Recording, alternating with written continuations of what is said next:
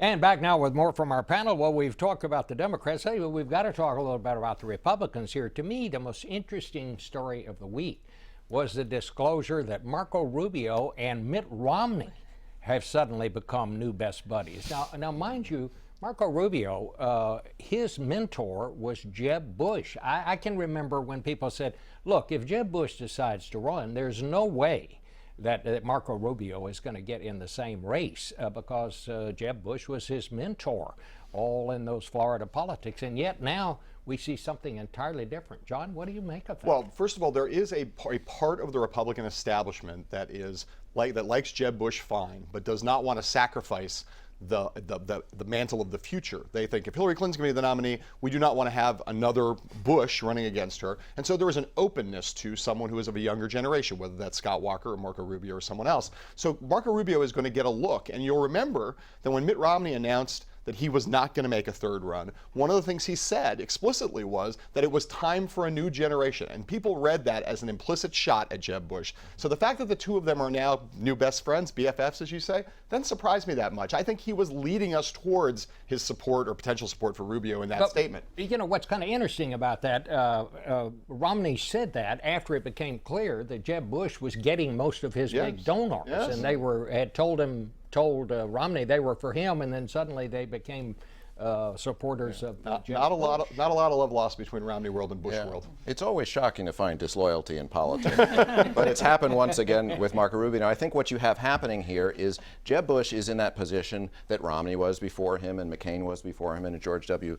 Bush was before him, and that is he's the likely guy. He's going to be everybody's second choice, but first they have to flirt with all the others. They're going to have their Scott Walker flirtation. They'll get for their Marco Rubio flirtation, and all the others down the line when they realize we probably don't have a choice, and it's going to be Jeb Bush again.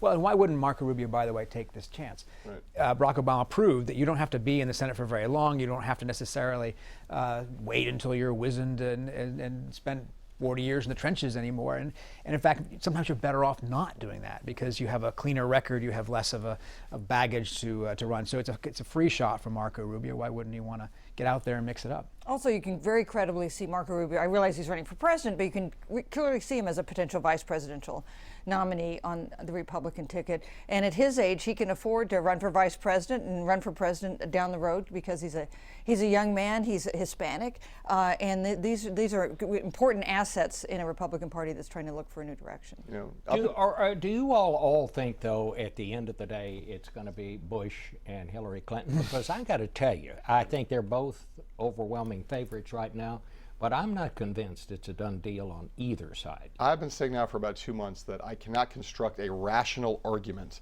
for why it will not be Jeb Bush and Hillary Clinton, and yet deep in my gut somehow, I don't believe that somehow they will be the nominees. I can't explain it, but I just somehow can't see it. Politics is rarely a linear process, right? It's and especially when the Clintons are involved. Right, from point A to point B, it's a simple boom, boom, boom, boom. Things happen, surprises happen. You would have had a hard time putting together a plausible argument just 3-4 years ago that Jeb Bush could have been a candidate even because of the fatigue with his brother and so forth. And yet here he is as the front runner. So I do think politics is but it's hard even to see where the surprise will be. I spent some time with Martin O'Malley this week saying maybe he could be it, and it was just, milquetoast O'Malley and, talking about sewage treatment plants, and I'm thinking that's probably just not going to light the nation on fire. I don't think it's going to be a Bush-Clinton race. I mean, I can't tell you what it is going to be, but it's too neat. We're too far out. We're always too wrong at this point to say what's going to happen. And while I think Hillary Clinton is definitely an overwhelming favorite for the Democratic nomination, only Hillary Clinton can cost her that.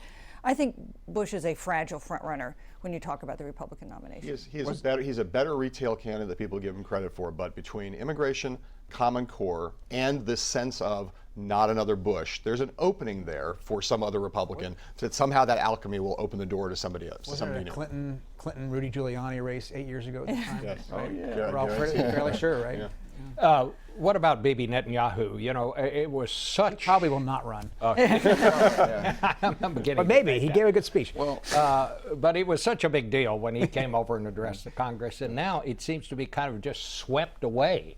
Well, by it the clearly events didn't of help recent him, days. and maybe it hurt him. But I think what needs to happen here is Tom Cotton needs to write a letter to the Israelis saying, we will not recognize the results there unless Netanyahu is returned to power. No one would be more pleased in the White House if Bibi Netanyahu does not get another time as prime minister there.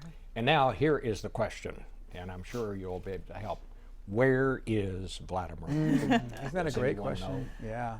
This is very unusual. Even in the old bad Soviet days when leaders died and it took them a while to make it public, it didn't last this long. So look, he's probably not dead. Obviously, that's pretty hard to cover up, but he might be sick. He might not be presentable in that sense. He cultivates this macho, healthy image. If he had the flu, if he had some other stroke, some people have argued perhaps he would want to stay out of the public limelight for a little while.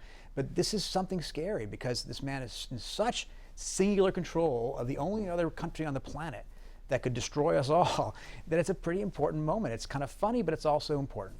Well, who knows? He may have come down with a flu, running around without his shirt and a hat. horse, And, yeah. you know, he gets cold over there. But hard to understand why they haven't had a picture, released a picture of him talking. to Shirtless or someone. not. Right. Yes, even, right. even an old one would be fine. But they have, and they've misdated them actually to make it look like they're current dates. They took old pictures and said this is dated more I recently. think they need to do a new picture, to be clear. Yeah. if you won't find out where he I thought I is, saw him at your table last night at the Gridiron, but that was find out not where him. he is, call me, okay?